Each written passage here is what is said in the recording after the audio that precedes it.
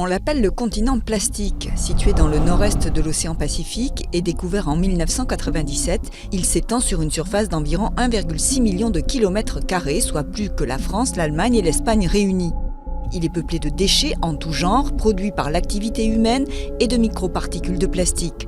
Au cours des 40 dernières années, leur concentration a été multipliée par 100. S'il est dérivant, ce continent est emprisonné par les courants. En effet, ces résidus flottant à la surface s'agglutinent dans le gir subtropical du Pacifique Nord, un immense vortex. Ils s'amalgament ainsi dans cette zone, point de rencontre de courants océaniques qui s'enroulent sous l'effet de la rotation de la Terre entre les côtes de Hawaï et de l'Amérique du Nord.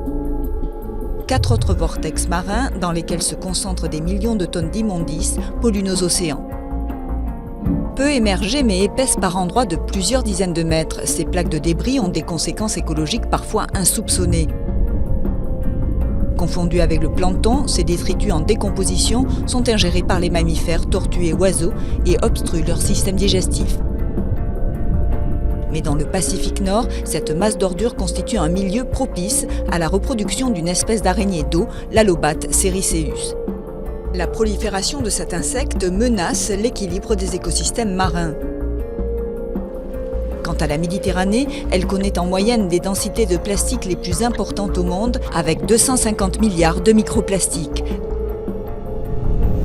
Dans cette mer semi-fermée, le taux de renouvellement des eaux y est de 90 ans, alors que la persistance des plastiques est supérieure à 100 ans.